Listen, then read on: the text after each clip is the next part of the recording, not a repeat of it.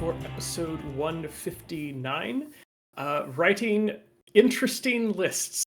And I will go into describing what I mean by that because they are in quotes. Yep. I don't even think Josh and I know what writing interesting lists really means. Yeah, excellent. I'm here too. Excellent. I can explain it to you too as well. All right. So, I was going to say, if you're going to move on to the episode, before we move on to the episode, we would just like to remind everyone that we are partnered with Baron of Dice. If you would like to purchase some lovely Infinity dice or some lovely 40k dice, if that's your fancy, please head into the description, use code LOSS for 5% off at the checkout, and enjoy your spangly dangly new clicky clacks. All right. Shall I? Yes. Send us in. So what kind of... My goal of this is to try to look at ways to break list writing habits. So stop making assumptions that you don't realize you're making when you're writing your lists. Because you'll always have the default stuff in there, and after a while you stop questioning why the default stuff is there. Another thing I like to do with the list building for writing interesting lists is being able to explore interesting new units or unused units. Look at different combinations of profiles that you haven't tried before. Just trying to promote more discussion of list building by presenting lists that break what people think of as lists for those factions.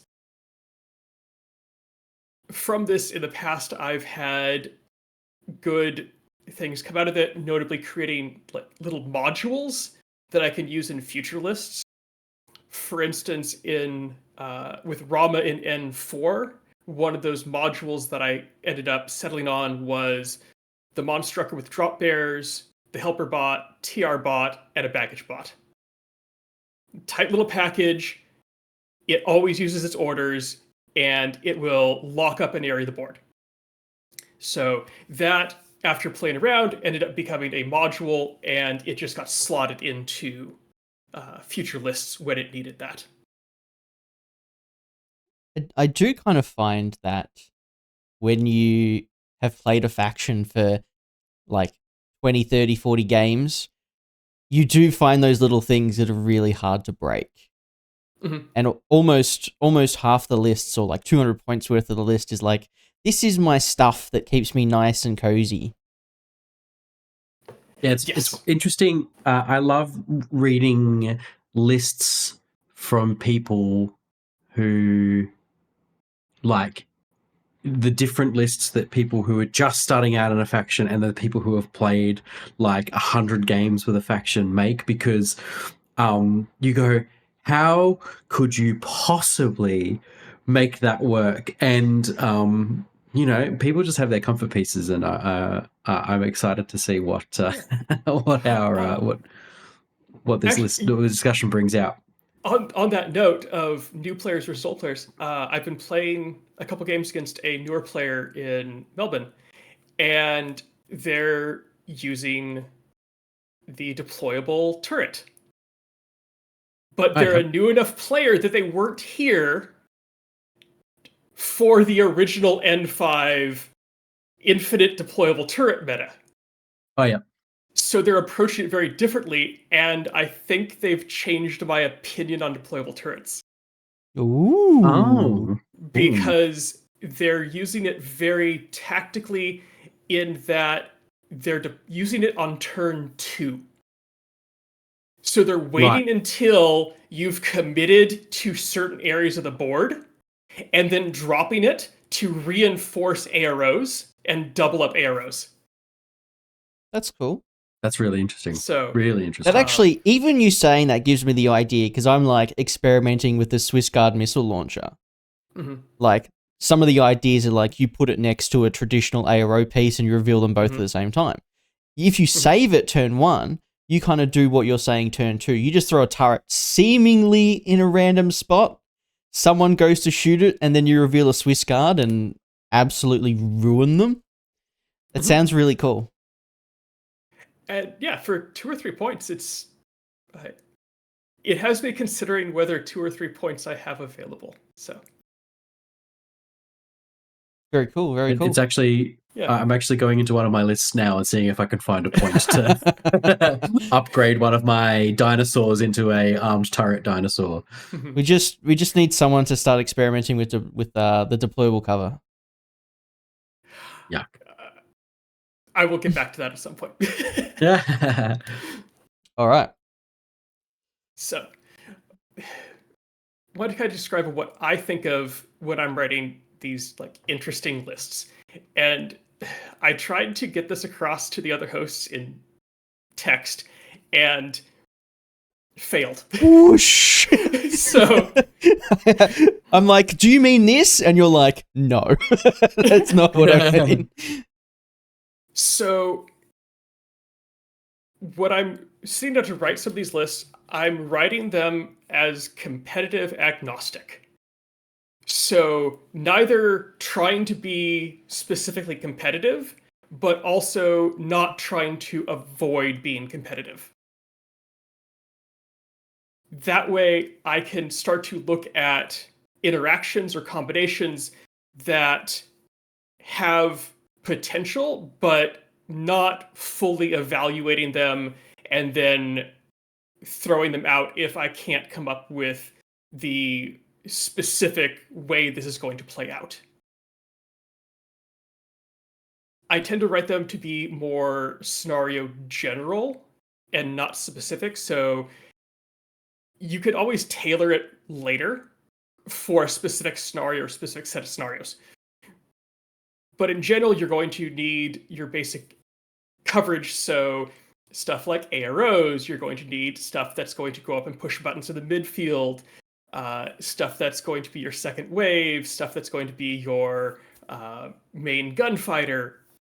Those are going to be fairly common across all scenarios. And while with ITS 17, I've kind of shifted a little bit to be more heavy on the specialists, just because that's how the meta has shifted with ITS 17.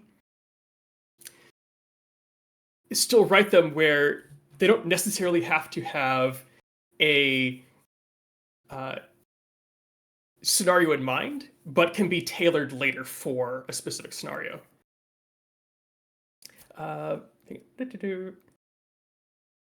So Nick, Ivory says, yes, what's Ivory. the goal?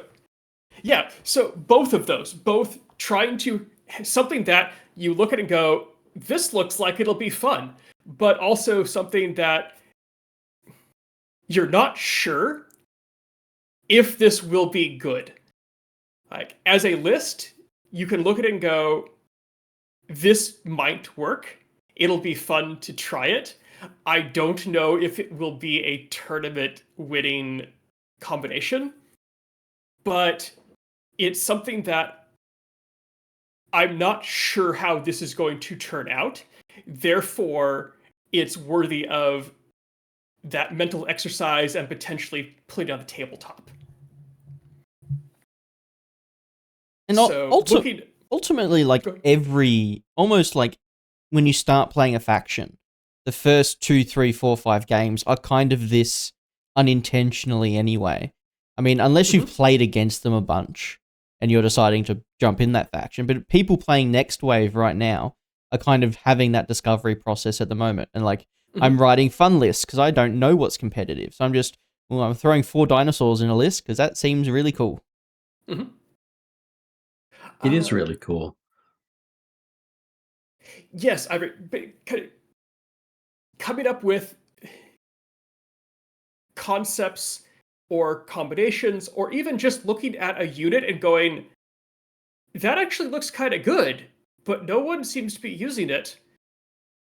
Can I figure out if this is just because they're in the habit of this is not one of their go-to units just because of the history of it wasn't good and then the profile got changed? Mm. Or am I missing something and there's actually a reason people are avoiding this profile? It looks good on the surface, but it isn't in the end. And by just, instead of avoiding it, write lists for it. See if you can make it work.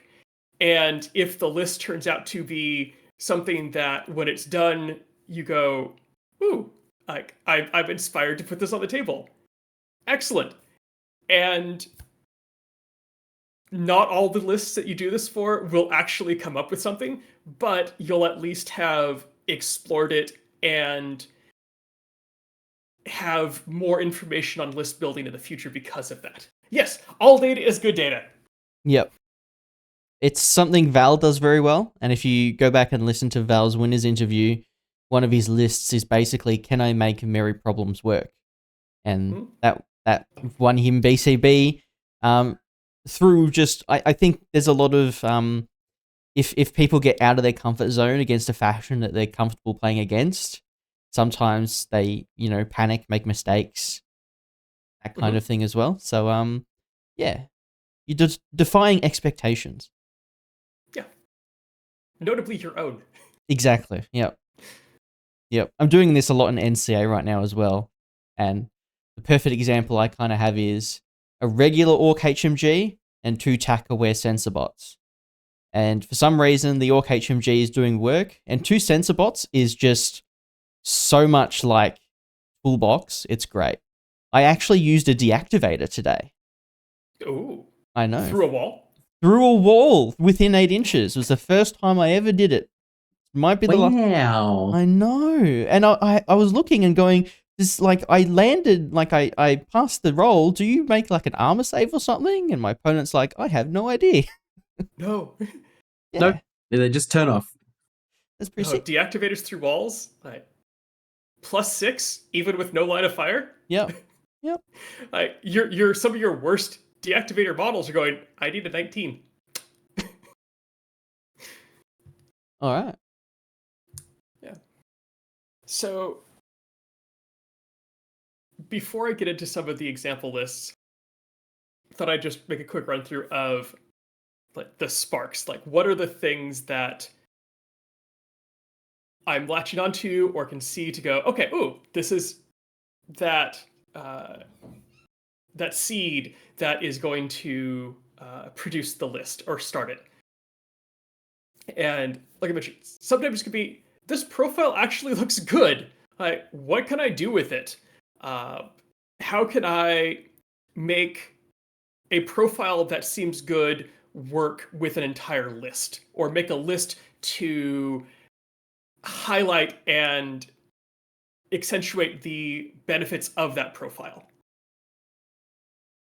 Can be fire team stuff, like with N5, duos are incredible now because that's like, the special die is the one of the biggest benefits of the fire team, and you get it at 2. So looking at some of the duos that you might not have looked at before, go, actually, can I afford to take 2 of these and make it a pure duo? I know I mentioned not scenario specific, but sometimes it's a case of, especially when we have a new ITS with a bunch of new scenarios, I wonder if I can break that scenario.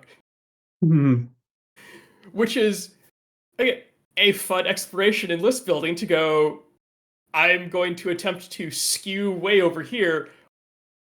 Will it work just for this scenario, or can it actually be applied to a more general play? And the final one we'll get to, which I put out a challenge to the other hosts for, I don't understand this profile, let's explore it. And as a preview, the challenge to the other hosts that we will get to is writing lists with the new Wallace Chain of Command profile. Who is not a specialist. Yes. Who got a whole rule in the rulebook just for him. Absolutely. I think Joan has one now, right, too? I think Joan has it as Or is well. it just Wallace? Oh, I don't know. I think Joan got one in MO specifically, I want to say. But yeah, it's attached to Yes, only MO, those the two. home of lots of takeaway, lots of irregular Oh, orders. okay. Yep. Yeah, I've just confirmed. Joan has it too Yep. for her chain of Yes, command. yes, yep. All right. Okay. I kind of been doing. I suppose I've been doing similar things because NCA is a new faction. Mhm. And obviously everyone has kind of been going, oh my god, blockers, oh my god, Ulhan, maybe oh my god, Swiss missile. Mhm. And I've been like, oh my god, Hannibal, I love Hannibal. He's so cool. And I'm like, can I fit Hannibal in, please? And he's been incredible. Sometimes pure dedication just makes it work as well. Mhm. But yeah, there's so much stuff to try. It's very cool. Yeah, I'm a Kodali diehard from early combined army days, so I'm keen to start writing some next wave lists that include Kodali, and I have one that has Kodali and two E drones because you can take two E drones. So yeah, very much. I haven't played it yet, but I'm very keen to get it on the table. Oh, actually, that's a good point. I brings up is sometimes using unfamiliar profiles or profiles that are unpopular and therefore unfamiliar to most players can be a strength in itself. Hmm. Absolutely. Not just in the not familiar with a profile on paper, but also not familiar with how that combination of skills works on the tabletop and what can it do that other stuff doesn't. Yep. Yes, exploit the knowledge gap. Yep. Good. All right. So, uh, first list I have for us here is going to be a unit exploration of USA grunts, specifically the lovely sniper profile. So the spark for this is USA grunts. They've got an AP plus shock sniper rifle profile that's 0 SWIC and 18 points at that, which is pretty good given it's got 2 upgrades to the sniper rifle. And it easily links. So, wanted to see. This seems like a profile that could be abused. Is that what we're about to see? Are we about to see some abuse? My attempt at it. So,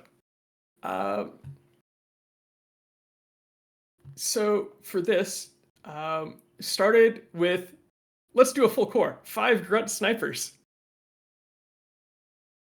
Had previously played against some US Ariadna and they'd run a blackjack Haris and thought, okay, blackjack Haris looked like fun to play, so let's pop that in.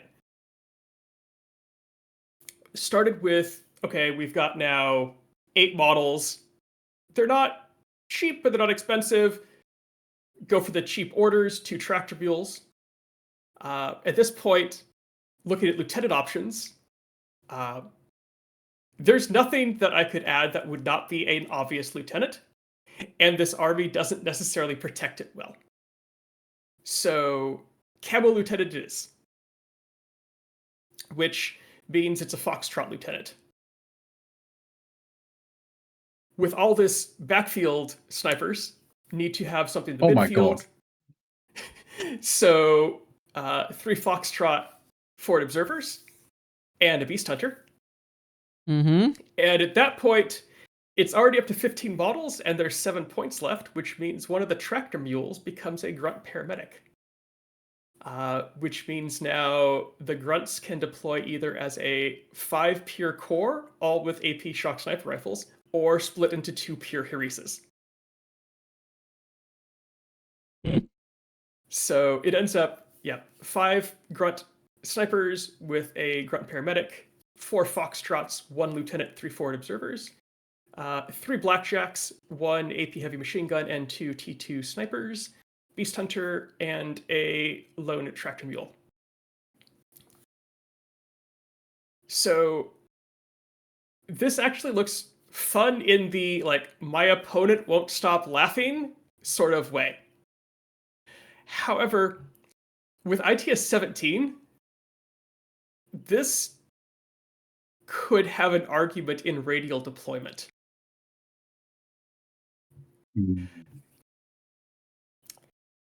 It also brings some scenario flexibility in that the blackjacks are now 35 points for all profiles, therefore you can mix and match. And the Foxtrot forward observers versus the Foxtrot mind layer, same points, just half a SWIFT difference. I think the main takeaway I got from this was in US Ariadna, the Blackjack Harries is points-wise quite viable. Because really they're regular heavy infantry on an S5 base. Do you think that the extra base is worth like the 3-man bonus, or do you think just taking 2 is more common? I think taking 2 is probably a safer bet because then it leaves you more points.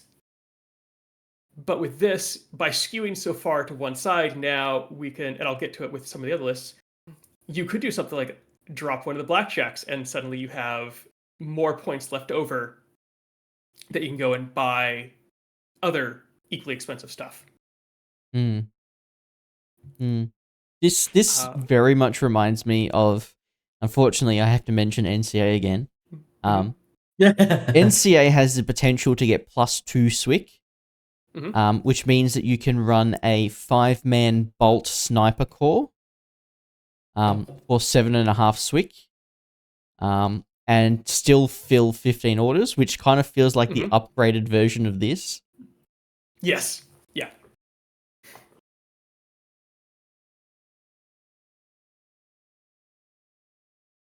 All right. Let's Second list. Another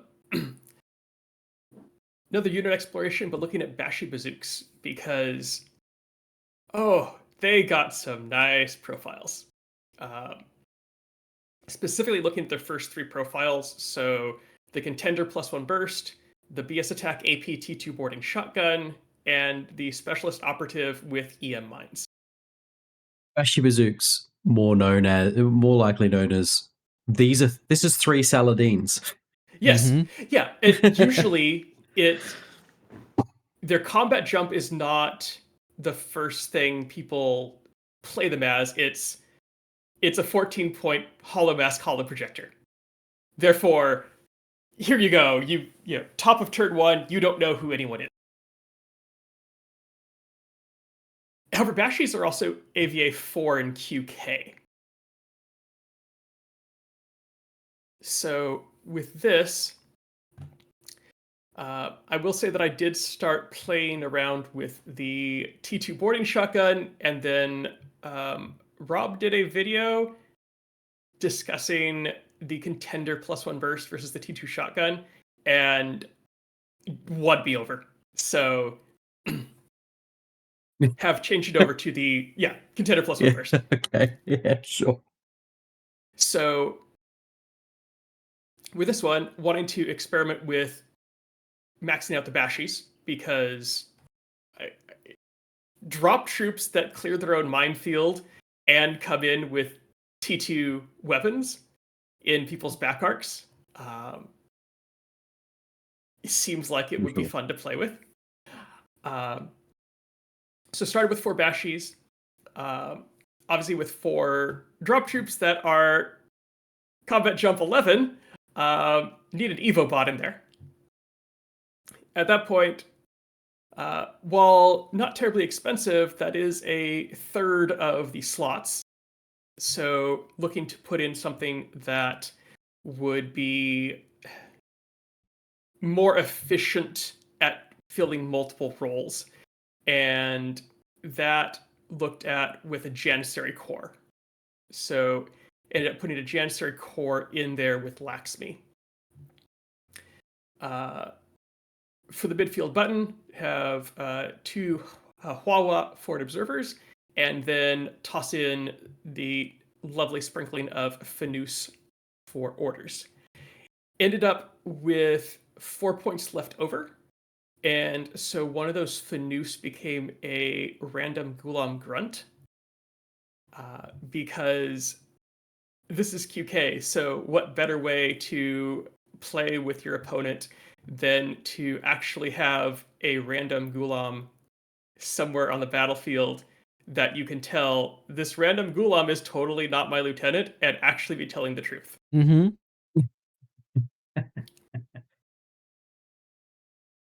So this is one that I actually did get a chance to play test and have revised some.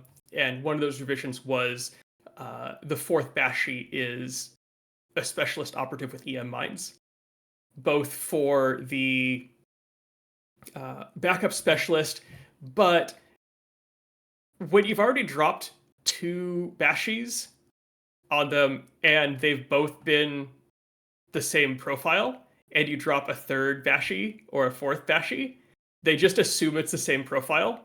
Yeah. And then suddenly you're playing EM mines where they thought you were going to shoot a contender. Overall, it works. It has a really high floor skill or skill floor to pilot it, and that's because it's pushing 4 orders that are off the board, and they're all irregular. Yeah. So it is not the easiest list, but it is incredibly fun to play and surprisingly brutal. I'm happy that I was able to experiment with it and suddenly go like, oh, one of these actually worked, and apparently be told that it was a boogeyman list for one player, which is probably the crowning glory of I made a list for fun, and then it actually scared a player who didn't know how to deal with it and was afraid encountered in a tournament. Hey, you are known in tournaments for taking like 3 or 4 off the table things. This is so on brand for you. And I love the fact that like there's a Bashi could rock up, neg 6 a tag, and just one tap it. Yes.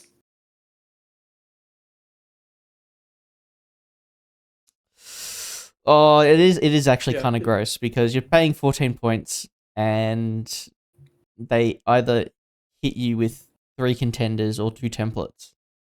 2 templates is still like gross on a drop troop, even if it's a regular and doesn't land on the greatest of numbers. Yes. Yeah, with these, the Bashis are a one-way trip, and if they are still there at the start of my next turn, awesome. But yeah, they're not necessarily intended to be long-lived. Yeah, long-lived. There's usually not an issue of converting their orders because they will always use it, and most of the time they're dead anyway. Burn bright and burn fast. But they do not usually have a problem taking more than 14 points with them. Have you considered to kind of push the concept, put in smoke? Not for this QK list. Just because Smoke and QK is on the Yangon. And at that point, it's a 5th irregular drop troop. Yep. Which I will say does clear my comfort zone for how many orders off the board I'm willing to play with. Sick. I'm glad you got to play this one. All right. So next up is exploration into duos, specifically a double Maggie. Because I have two Maggies, and Maggies can duo in Rama. So, you know, why not give it a try? Especially with stuff like the BS14 self-reloading mine dispenser. And the burst 4.5 EM carbine. Yeah. Yeah. That's funny, man. Oh. So with that,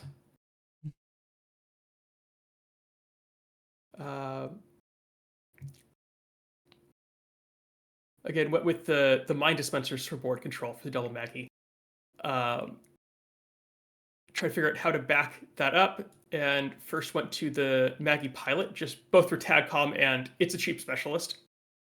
And in this case, a specialist who's actually a specialist, not just special ops. Yeah. Two Maggies, so definitely need Evo in there for Firewall because I'm not going to be able to afford much in the way of hackers.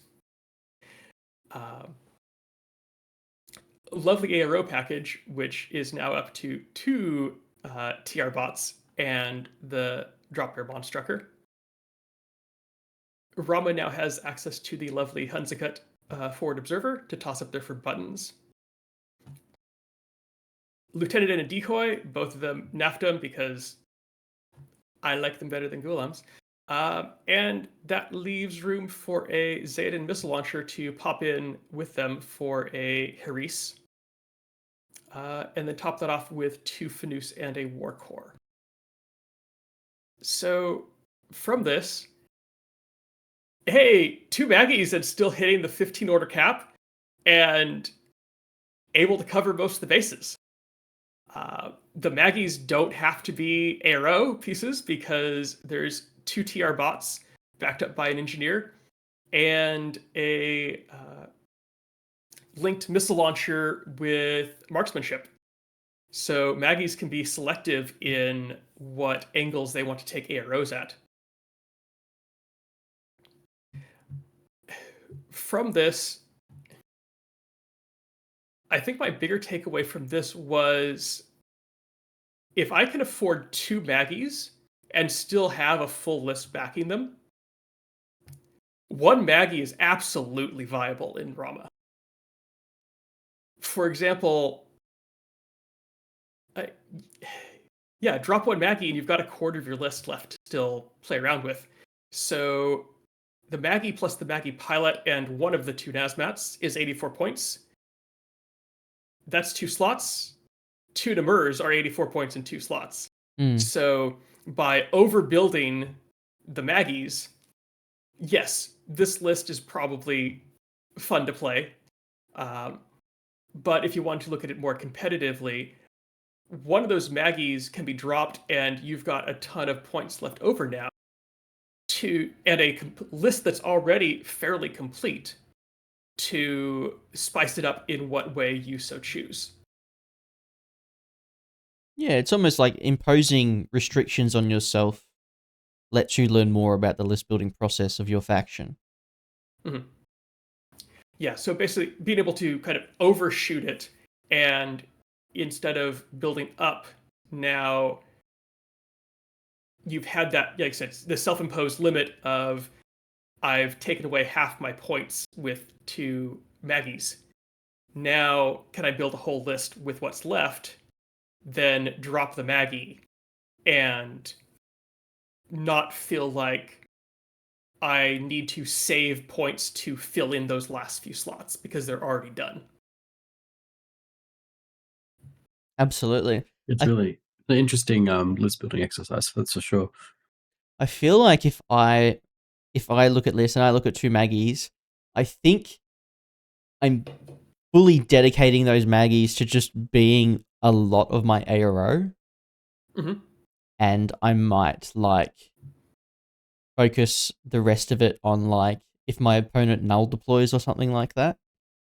So just really punch him in the face and just I'm taking 142 points of Maggie Just let them just be there, because a lot of the time as well, you're not going to be able to hide two Maggies on a table in your DZ. No. So I feel like you kind of have to ARO them most of the time anyway.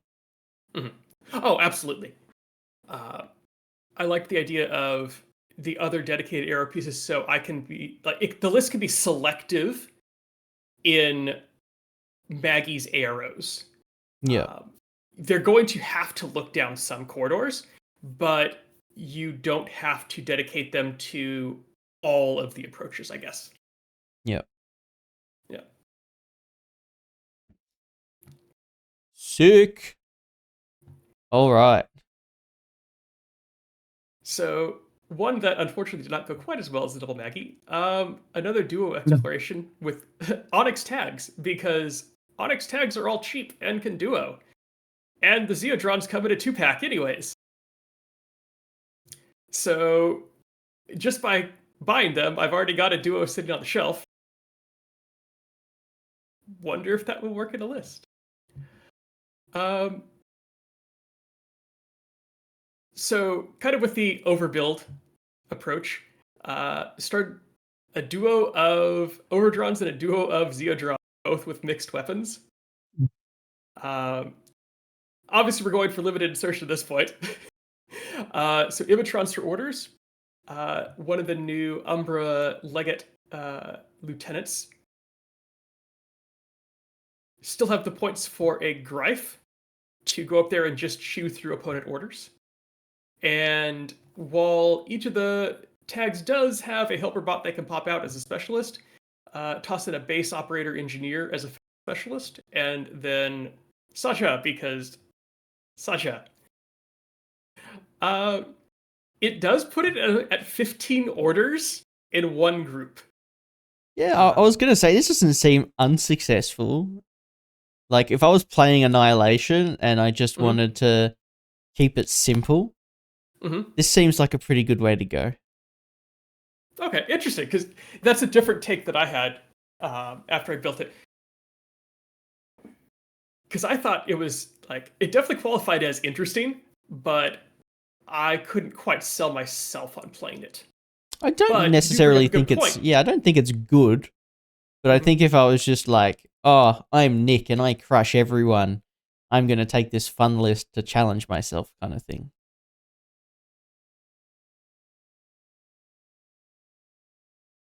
I don't know if I would want to play the 4 of them. But back to what we're talking about, the Maggie list, points-wise, a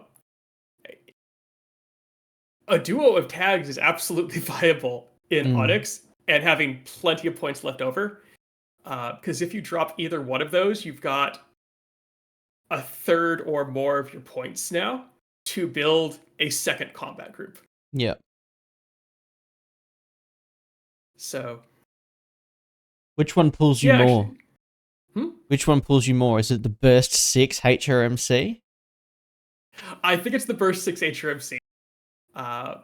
And mixing that with the HRL +1 burst so that they're slightly different range bands, but also slightly different threats in the high burst or DA arrows versus the Birdie template arrows.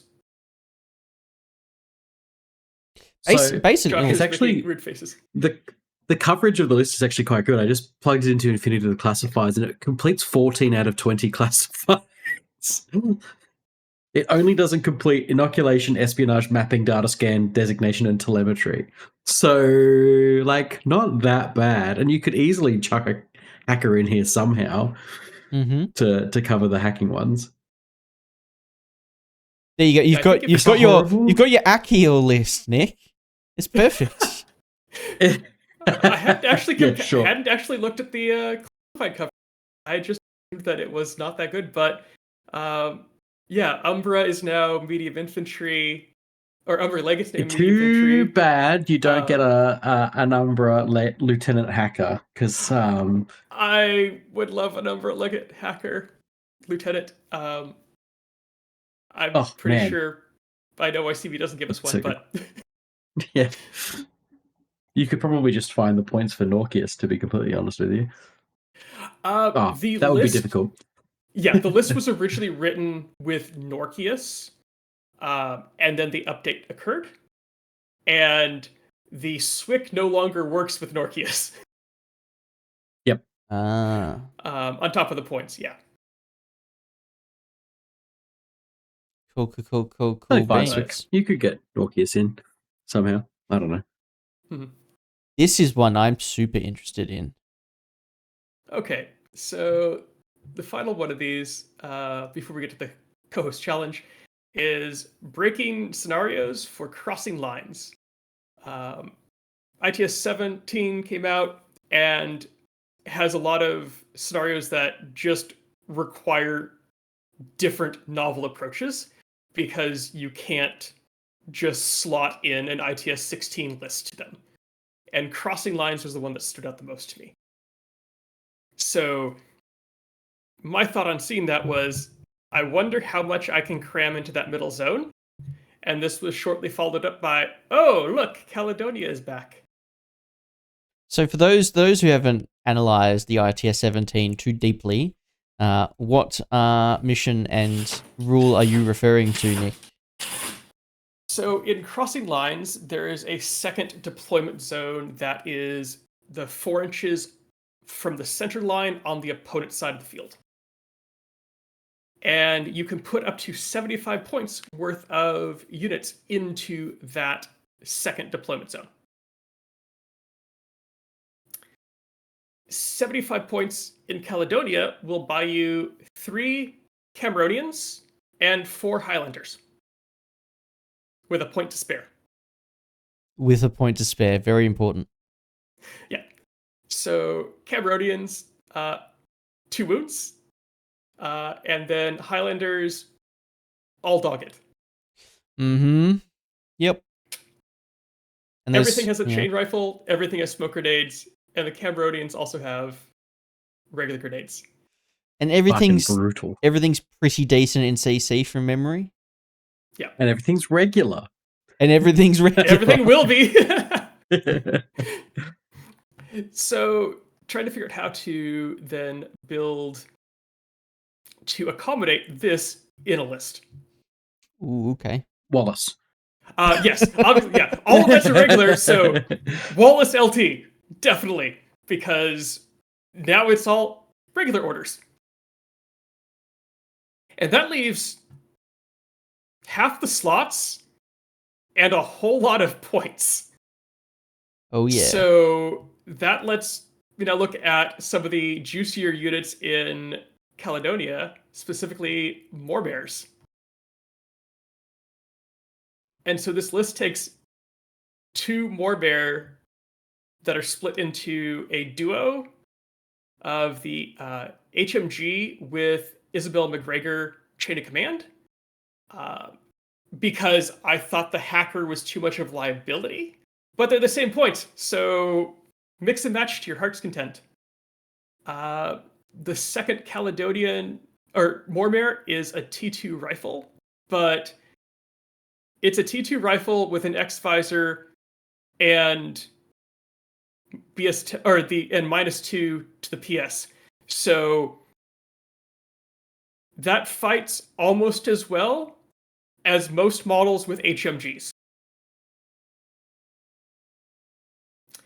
Have that in a Haris with a Highlander Grey because that gives you your special die, and Scotsguard HRL, both for alternative AROs and the random MSV1 in case someone else tries to smoke you.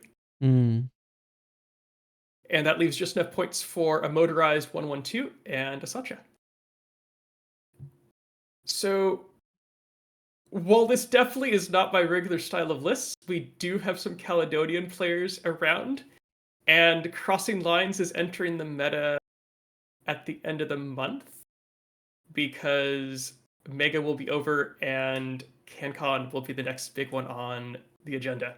So my plan is to seed this into the community and see if there are any people who want to bite. I knew CB buff pitches, man. You need to buff pitches so that we can fight this and just delete Wallace off the table before anyone gets a turn with this. With 3 Cameronians like 6 inches away from my DZ. Brutal. So, from this, one of the things that came out of this, in my opinion, is the Mormares are. You can stack Mormares, and they already come with tack aware on each. So, on top of Wallace's order efficiency, you're now stacking models with tack aware. So I think this list runs with something like 18-ish orders before you get to Impetuous, and there's 7 or 8 Impetuous. 7. I can't remember. Depends if Wallace frenzies are. Yeah. That was what it was. Wallace should be doing nothing.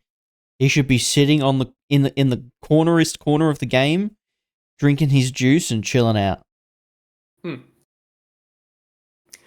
Well, at that, if this you've got a chain of command, so Wallace can go on a tear. That's fine. Yeah. Wallace dies, and then you have 8 irregulars and like 3 regulars. Yeah, but they're in the middle of the table already. You don't. You're allowed to. In crossing lines, yeah. I get that. Yeah. So my thought was then, okay, if this is written to break crossing lines, can this function in other scenarios? And Wallace is there with 5 Highlanders, which is a pure core. Mm-hmm. Which means Wallace can actually gunfight halfway decently until he kills something. But he can also push those Highlanders up the field faster than they can run on their own. Yep. On top of that, it's still got 2 strong fire teams worth of the Mormares. It's lacking in midfield presence, but not for long.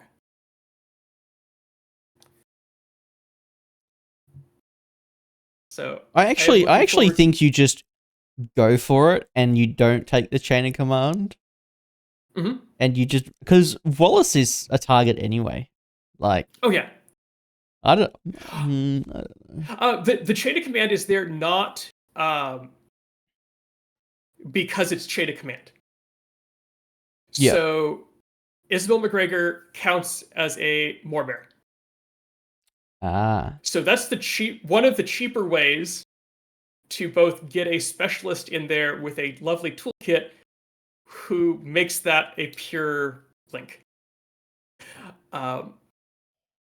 It does also give the option to swap route for the hacker profile, which probably is the better way for wider scenario coverage for classifieds.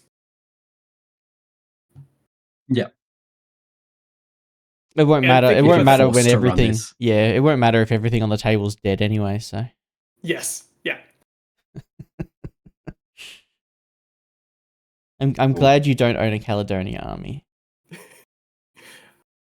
Well, thank you. I will have to find people who do.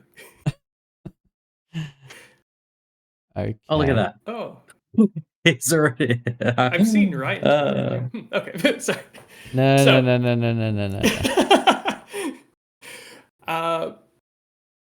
The challenge to put this to the test for the other co-hosts was looking at exploring the Wallace chain of command profile, or chain of command profile, because this is one that came out, and I don't think I saw a single meta out there who looked at it and went, why? Or who didn't look at it and go, why? Because I'll tell you why. Yeah.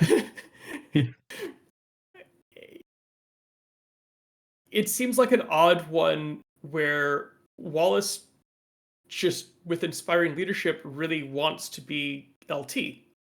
So why would you want to have a chain of command profile for Wallace if he wants to be your LT? So in that not understanding the profile, put out the challenge and said, okay, let's write lists that force us to take the Wallace chain of command profile and see if we can come up with anything that shows use in that profile. Or on the other side, we can just go, if three of us couldn't figure anything out, there might not be something there. All right. So I think you're up first, Josh. Okay, so Wallace, I chose to go Vanilla Ariadne because that's the only Wallace profile you can take. So maybe there is something there. Also, it's a riff on idea that Robbie C, Daddy Cantrell had and put in the Melbourne Infinity chat. Basically, the idea is to go second and aggressively ARO with Vasily, your lieutenant, who is Vasily Pushenko T2 sniper rifle. So, go second. So the list is Wallace chain of command, your lieutenant Vasily Pushenko with a T2 sniper rifle, a Vistral because you've got her, an Ermedino with an electronic attached to him, a Sacha, a Quick Mirage 5, a Warcore, a Dog Warrior, 112 motorized, a Chernobog, 2 Desperados, and a Highlander. Turns out when you're taking 8 irregulars, you can fit a bit into a list. Oh my god.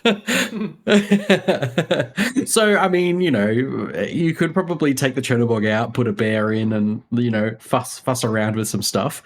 But, go second, position Vasily somewhere where he'll may take somebody out when he AROs. And then let him die, and then Wallace takes over, and suddenly, when you're in your turn 2, you're all regular. It's all good. How do we cheat Lieutenant Wallace into Vanilla Ariadne? Yeah, basically.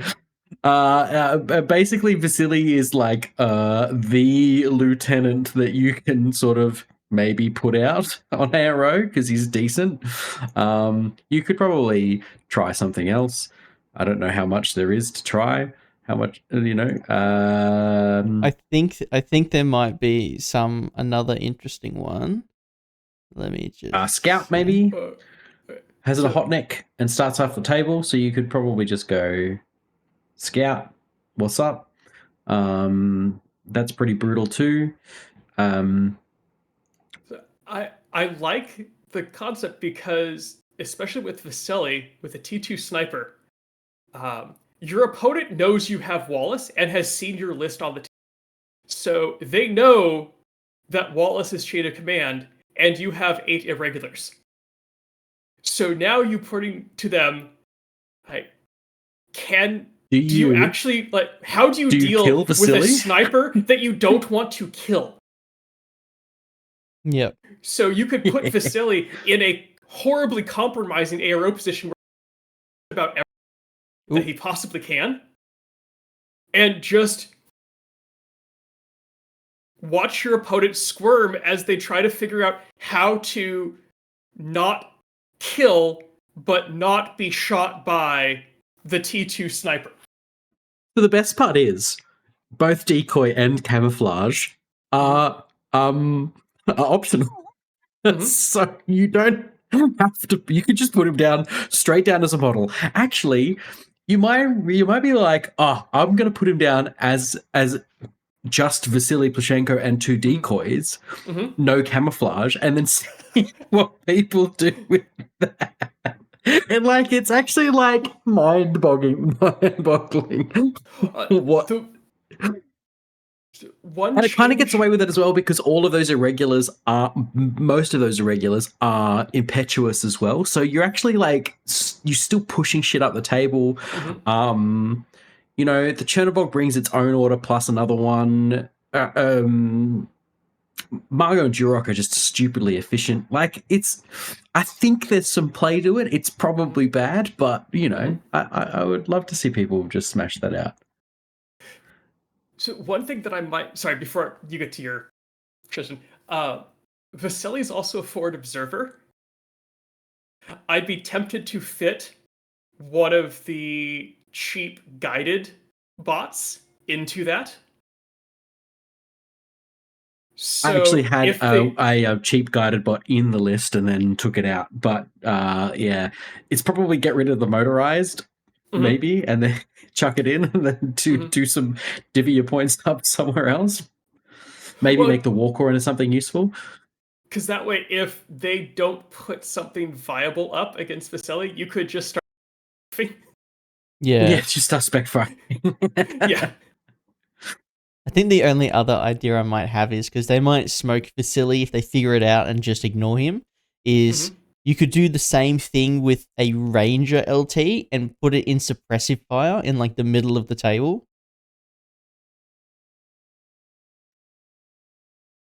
Okay. What LT? Sorry. The Foxtrot, I think it's called. Oh yeah.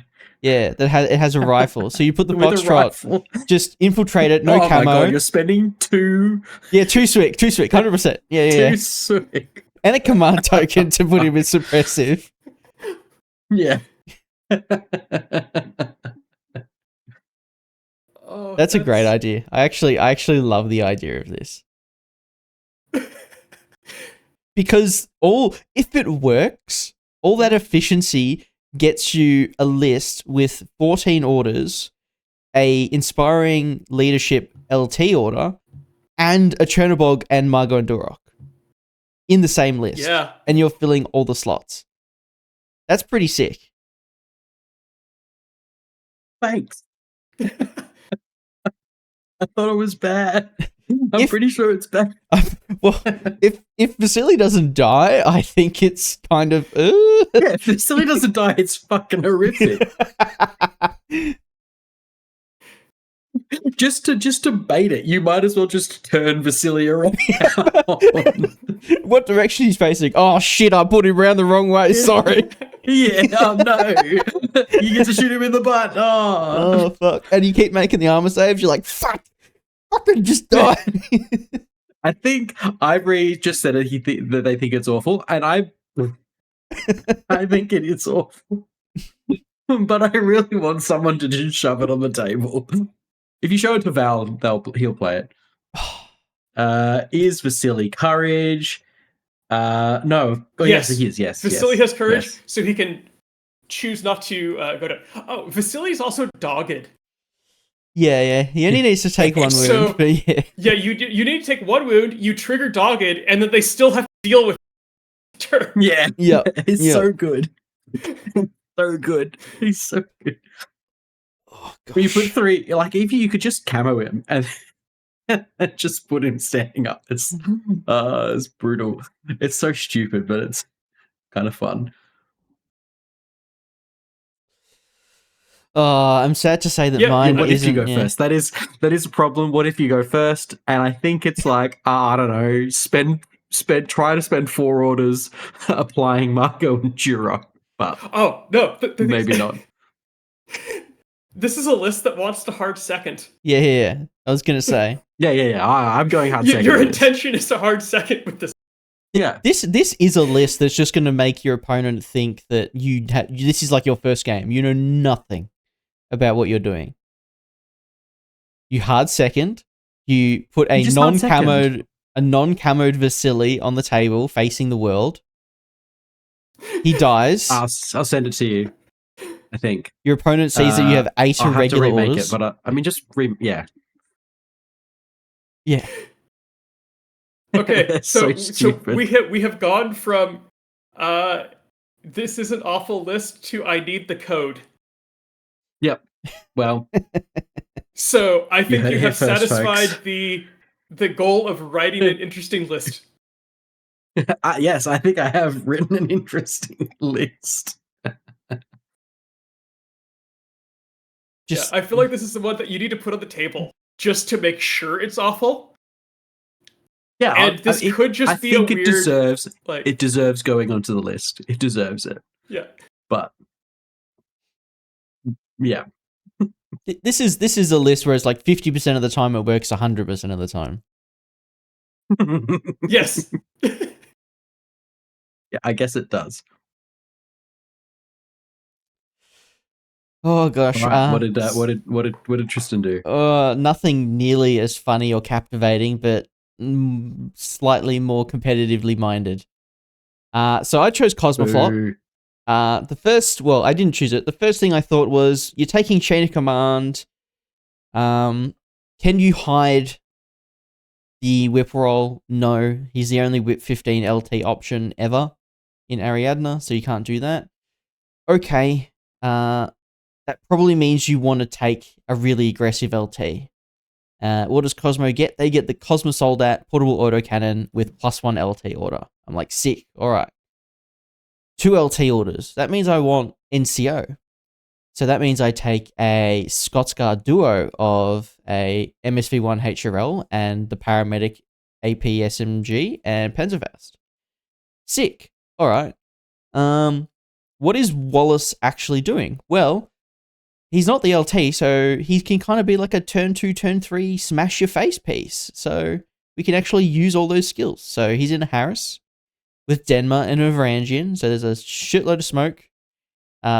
He can spend a turn shooting stuff and be really happy. The Cosmo Soldat is chilling with another Cosmo Soldat, which is the paramedic with T2 rifle +1 burst. So you've got a burst 3 portable autocannon that's beast attack -3 and MSV1. And then you've got the same with a burst 5 or 4.5 T2 rifle, which is sick. You fill it out with, Usha, you've got the Sacha, you've got 2 tractors. Then to round it off, you've got like 2 range fire teams, so we need 2 close. So the second close fire team is going to be Amadeus Wolf. We've got the War Driver for the cheeky little disco bowlers. We've got the plain old Rocket and Ermain Dino to top it off. So we get 4 fire teams, we get all that order efficiency, and this list pumps out 17 orders if you wanted to. Which is really great. I don't know, I feel like this is actually semi-decent. I think you're playing Cosmo, you kind of got to lean into punching people in the head a lot, because Cosmo doesn't really defend that well. Yeah, I will say, maybe let's look at mine, because mine is very similar, and then we can discuss. All right.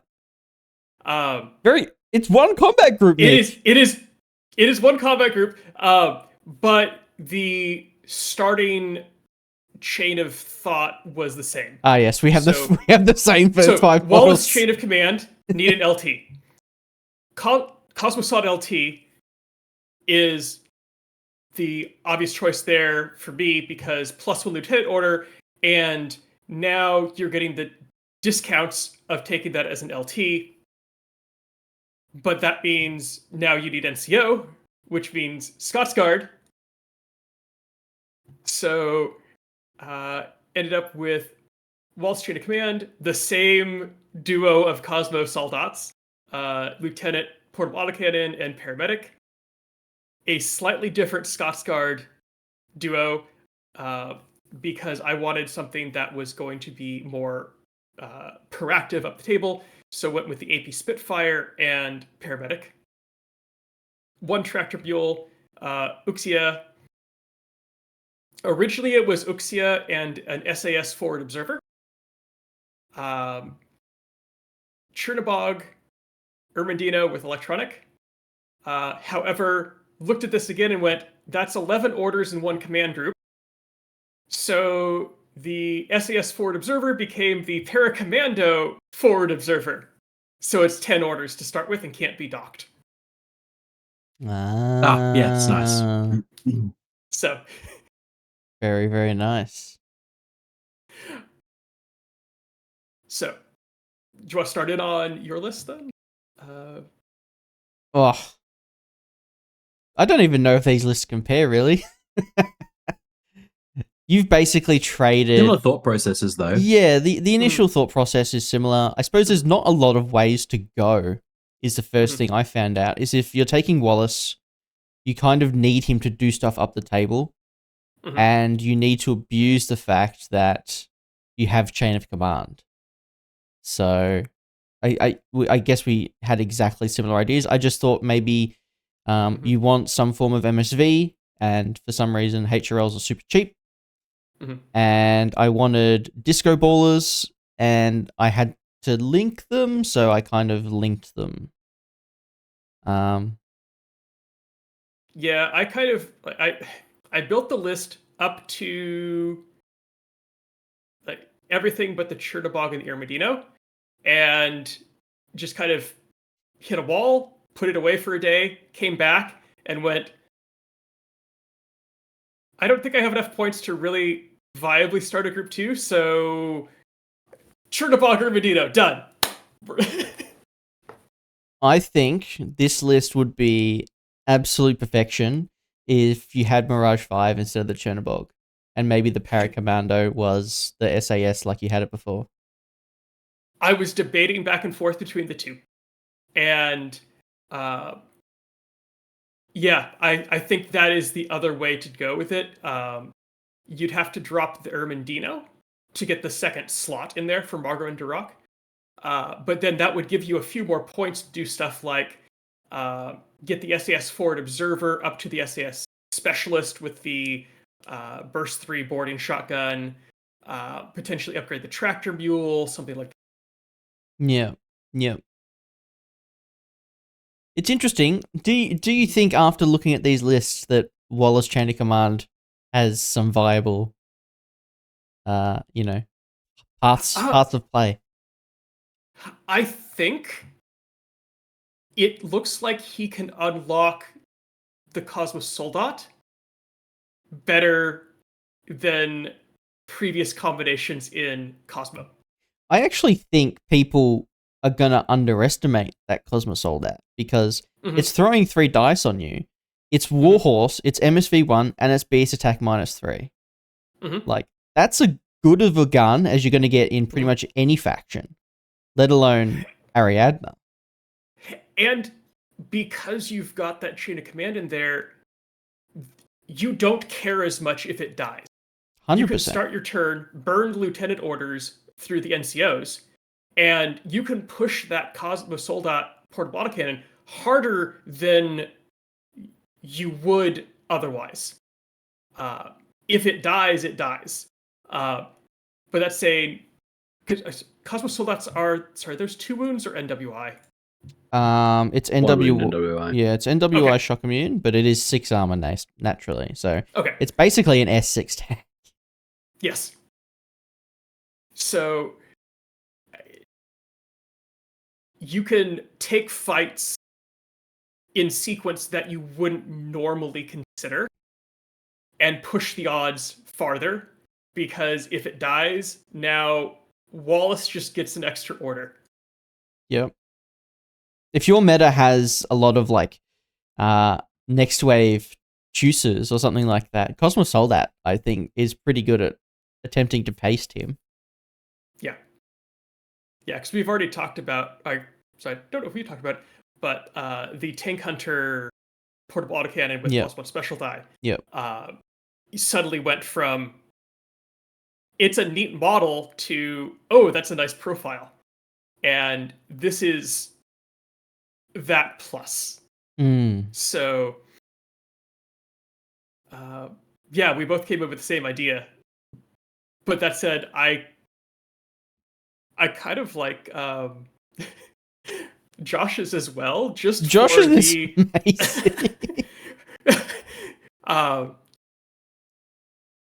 This is kind of crazy, and my opponent may make mistakes because they're laughing too much at my list. This is a CanCon winning list for sure. Oh, yeah.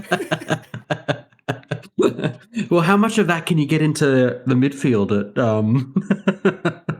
2 Desperados, a Highlander, a Dog Warrior? Mate, it's just Vasily in the midfield, okay? Yeah, true.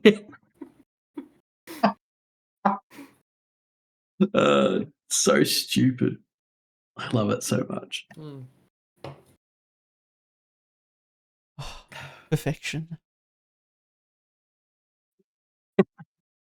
So I think our conclusion on Wallace Chain of Command was, you want a lieutenant that you're going to force your opponent to put down. Not by choice, but because it's the lesser of two evils. Just straight up necessity. They need, like, Vasily Plushenko is a T2 AP sniper rifle. Like, if someone doesn't respect that, like, God. I mean, in a world with disco ballers, it probably isn't that great, but I mean, in a world with just smoke grenades. true, true. Yes. But if Yeah, your opponent doesn't catch on, then they just, what they go for if it. if you've already got a list with Vanilla Ariadna that can do the spread of scenarios, you can have this list as I don't think my opponent will deal with thud. I mean, some of the missions aren't going to be as intensive. Like the destroy the prototypes one. Realistically, like there's 3 classifieds. You can get one with like secure. So realistically, you got to think about 2. But at the end of the day, you just need to blow up one and move the other one to your DZ, which Wallace does perfectly, as does most of Ariadna. Or even the 112. Yeah, exactly, absolutely. And crossing lines is just dominate, so it does that great as well. And hardlock is kind of just, what is it? Capture and protect with extra steps. It's 3 buttons plus capture and protect. Yeah, so like because the 3 buttons are worth more. Yeah, if you play it right, like there's definitely ways that you can make this work for quite a few missions, I think. Actually, for hardlock, because hardlock favors going second, and this list is perfectly happy hard seconding. You just have to really make sure that your opponent has to interact with Vasily. Yeah. Even for corporate appropriations, if your opponent grabs it and takes it back, you have a parachutist DC with D. Yeah. So you can bring on Duroc. Duroc clears everyone away from it, and then Marco walks on and just decharges it. Absolutely. Yes, Vasily goes on the tallest building on the table. Yes. Vasily doesn't... the most lines of fire. Vasily doesn't have infiltration, does he? He doesn't even have... No. He's a tank hunter, so DZ only. Unfortunate. Not particularly, but yeah. Where are you, Vasily? That's decoys and camouflage. That's pretty good. Yeah. But I think you're right. You deploy him without the camouflage, depending on how you read your... You deploy him with the decoys and not the camouflage? Yeah. That's what I would do. Yeah. Sick.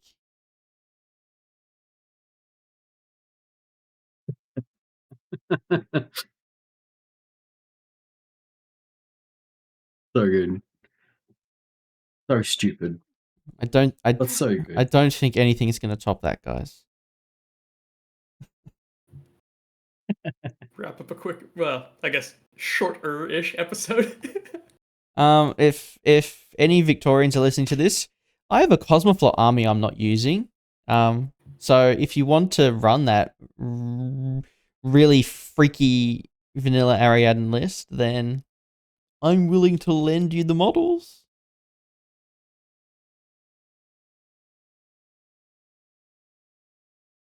I'm certainly willing to put it on the table. Yeah, I'm... Yes. I think We've I've succeeded. Mega coming up. Are you going to be at Mega? I'm running. I am going to be at Mega. Yeah.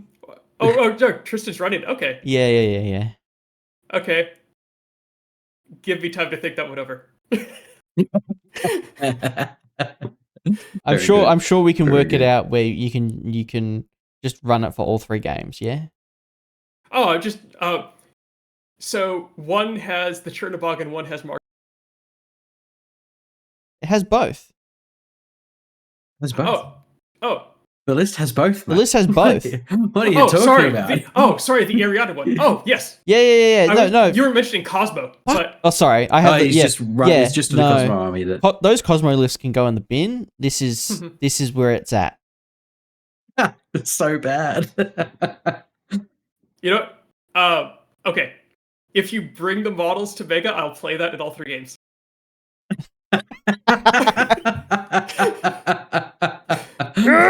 Victory! Yeah. Jesus. Round 1, Nick versus Josh. Josh is like, Oh no! I don't know what to do. I would actually have conniptions, I think. I don't know. I don't know what to do. My lists are not equipped to deal with this bullshit. Except maybe I have to I have to just hard put T-drones into all of my lists so I can picture the shit out of Wallace and kill him first. Yep. Oh my gosh. So guys, Okay. I think that's a good example of why you should explore the unexplored in your factions. There might be more gold out there, like the Wallace Chain of Command in Vanilla Ariadna. I will have to report back in a month on that one. The guys have already known that I have already written a next wave list based on Nick's 4 bashies list that I've posted in our private chat. So good. Excellent. Great episode. I really want to see if you put some lists in the comments that you've that you've tried out with this, and I really want to see what people come up with, because I think that's going to be it's going to be really, really fun to see what interesting lists people come up have already been playing. That's true too. Absolutely. Yep. Ivory's asked for Varuna ideas, and I've just said AVA 2 cutter. It works. Okay, I will start taking a look at Varuna. Because I don't have to write lists for Meg anymore. Oh yeah, sick. Mega's sorted. I don't know. Actually, you know what? I'll plug it into Infinity of the Classifieds while you're, and then the Wallace. Yeah, okay. The classified spread of. I think it actually does them quite well, to be honest. Yeah, you've got engineer. Also, I've named it. It's called Wallace has this huge chain of command. So.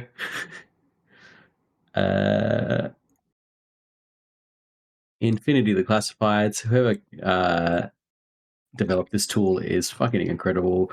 That list completes 17 out of 20 classifieds. It just doesn't do HVT identity check, data scan, and espionage. Shit. Yeah, that's okay. Because it doesn't have a hacker. It's got Satya, so that's an easy. Yeah, but to do telemetry and designation, Vasily has to survive. Ideally, he does it in ARO and then explodes. Yeah. Soon afterwards. Yeah. Okay. All right. I think we call it at that before we ramble on too much. All right. Yeah, 100%. So, okay. Well, I've been Nick. I've been Tristan. And I've been Josh. Good night. Good night, everybody.